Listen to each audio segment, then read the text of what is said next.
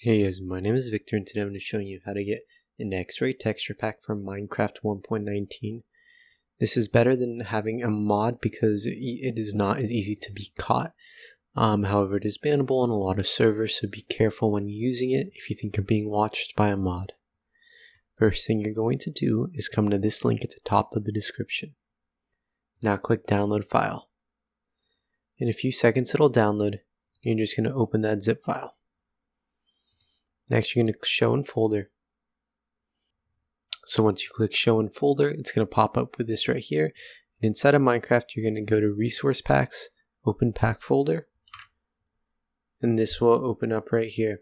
Now you're just going to copy in this zip, close this, and as you can see, it's now inside of Minecraft. It says it's for an older version, however, it works perfectly. Put it on and click done. As you can see, I'm now X-raying and can see all the ores here. Now if this video helped you out and it worked for you, make sure to like and subscribe and please share it with your friends if this could help them out too. Thank you for watching.